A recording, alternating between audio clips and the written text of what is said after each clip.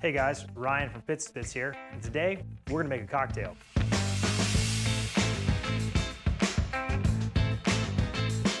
So it's Friday afternoon, we have some friends coming over tomorrow. So what I'm gonna make is a grilled tomato juice, which we're then gonna use in some micheladas, as well as a Bloody Mary that we're gonna make tomorrow morning. So for the grilled tomato juice, I've got 6 large tomatoes. We're gonna cut these guys in half, and we're gonna put them on the grill. So we got our Maverick set to 425. It's coming up to temp right now.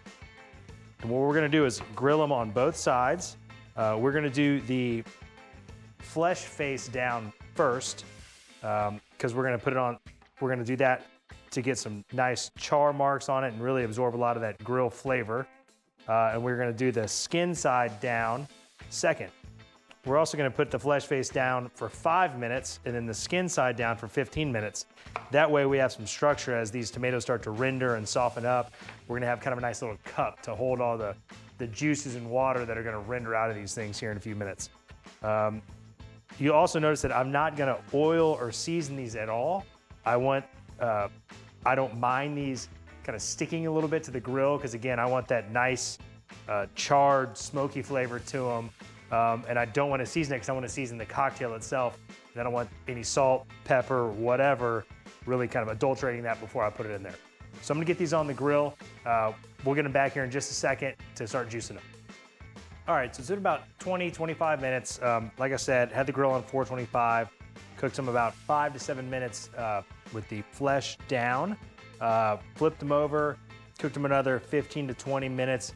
And you can see it, they really start to kind of render out. Some of them, the actual skin has already come off as I was taking them off the grill. So we're gonna kind of let these cool a little bit.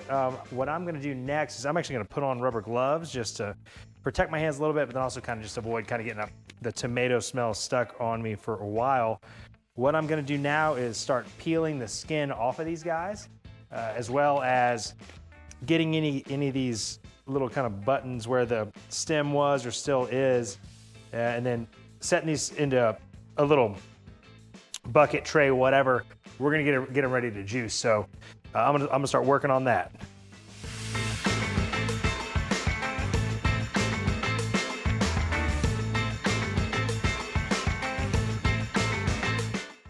And some of your juicers may even remove the skin for you. You might not need to do this.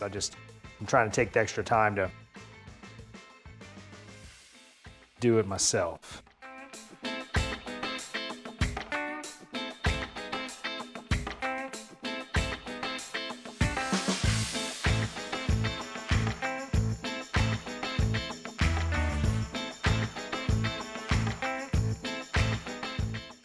All right, so I'm gonna get this thrown away, get my area a little bit cleaned up. Next, I'm gonna move my stand mixer over here. I've got it set up to juice.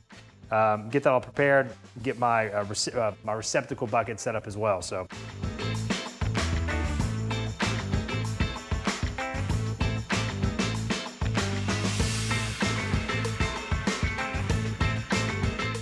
All right, so I got my stand mixer set up. This is a juicing attachment. It's actually part of like a meat grinding kit. So it's really handy to have because if you want to make your own sausage, hamburgers, or even get your own get different meats from the store and kind of refine them yourself to kind of make custom blends. Really handy, not expensive. Anyways, I'm gonna get juicing on these guys. We're gonna run them through here, see how they turn out, and see if we want to do any further kind of thinning out or filtering with some cheesecloth. But we'll decide that at the end.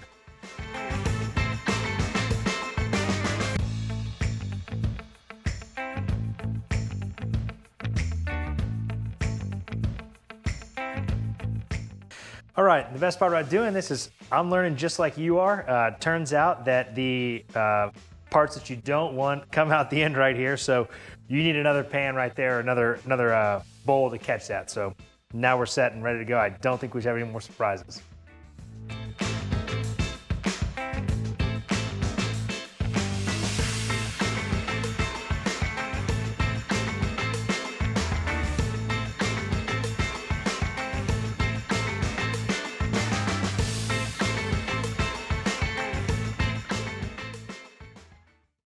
All right, so we ran all of our tomatoes, all of our cooked tomatoes through the juicing attachment.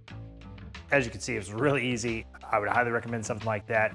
In the past, I've done this by putting the cooked tomatoes into a blender, like a Vitamix or something, a really high-powered blender, but then straining it after that is really kind of a pain and kind of an issue.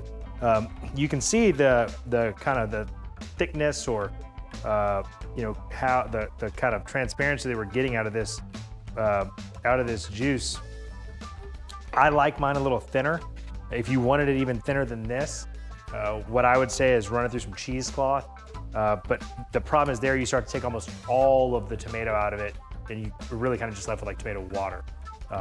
So we're gonna put this in the fridge, let it cool off overnight, put some saran wrap over it. But this spouted bowl is really great to pour out of, so that's just what we're gonna pour it out of tomorrow. But we'll see you back tomorrow morning for some Micheladas and Bloody Marys. All right, well, it's Saturday morning. We've had our homemade grilled tomato juice chilling overnight, so now it's time to make some cocktails out of these. So we're gonna make two types today. The first one's gonna be a Michelada, the second one's gonna be a Bloody Mary. Let's get to do the Michelada right quick. So you're gonna start off with cutting a lime in half long ways and quarter it, because you're gonna come back for that quarter. With one of the quarters, rim your glass. Oop, don't drop it in there. Rim your glass. We're gonna put a little spicy little lip on this one. Take your Pits and Spits hot and spicy, dump it on your cutting board or a saucer, and roll that glass around in there like that.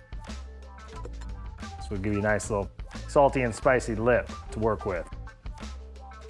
All right, next thing we're gonna do is we're gonna add about, I have 8 ounces here, that's gonna be for both cocktails. We're gonna add about 4 ounces into the Michelada. You can see that this does have some body to it. It's a little thick. Like I said last night, if you wanted to strain this with some cheesecloth or some other type of strainer, you certainly could. We didn't want to give up all of that tomato flavor, which can happen if you strain it too much. You kind of just get left with tomato water. So anyways, to kind of make this stand out a little bit, we're gonna add a little wasabi to it. And this is gonna add some kick, so you'll have to learn what your own taste is for that. After the wasabi, a couple dashes of Worcestershire sauce. Maybe a little much. I'm gonna give this a nice little stir to get that wasabi incorporated. You can also shake this if you want to, but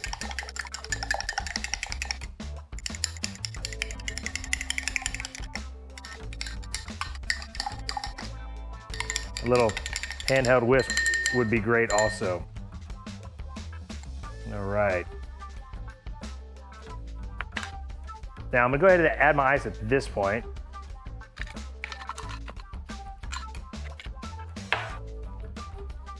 Crack open a nice cold Mexican beer.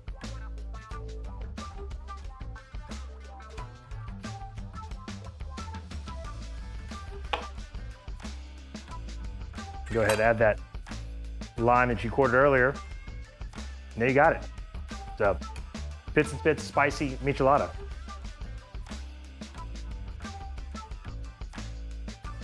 That's really good. It's really a really nice, fresh drink. All right, set that to the side. Set our limes over to the side as well. So now for the Bloody Mary. That's a little, it's gonna have, you know, as you might imagine, a few more ingredients to it. We're gonna pour our remaining 4 ounces of tomato juice into our cup. Got some ice cold vodka here. We're gonna put 2 ounces of that in.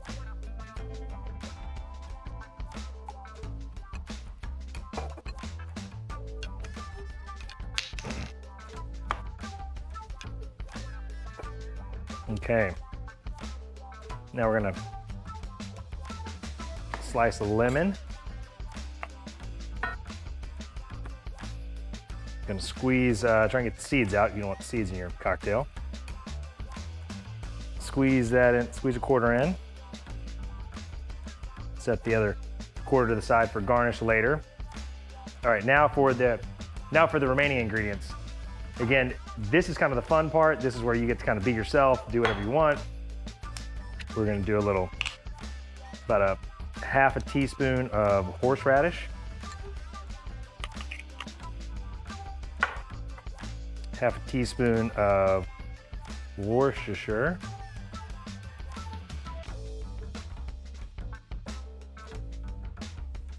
About a quarter teaspoon of soy sauce. That's about a half, but quarter also, kind of however it works, really up to you. Then about a quarter teaspoon of hot sauce. I'm using Louisiana. You could also use Frank's, Crystal, really any good brand. All right, put a little black pepper in there as well. It's about a quarter teaspoon. Let's get this all stirred up.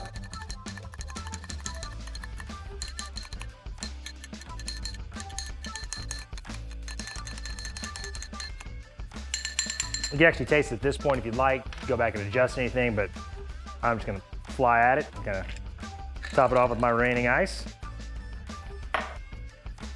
Gonna hit it with a little bit of hot and spicy on top so I get that kick when I take a sip.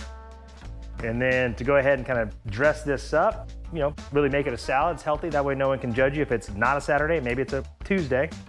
Add a little celery, pickled okra, and pickled green bean. Those actually come spicy, and those are really, really good. Go ahead and add that other lemon wedge on the top. There you got it. A Pitts and Spitz grilled tomato Bloody Mary.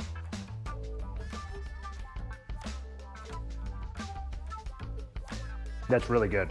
That is really good. Might have to have a couple of those. So, well, what's great is that you can also freeze to store this tomato juice, make it in advance. I mean, you worked pretty hard on it, so you definitely don't want to throw it out. But anyways, hope you enjoy. Get out and make some cocktails. If you make your own, do anything on your Maverick or just a Pitts and Spitz smoker, let us know. We'd love to be able to share the recipe with other people. Thanks.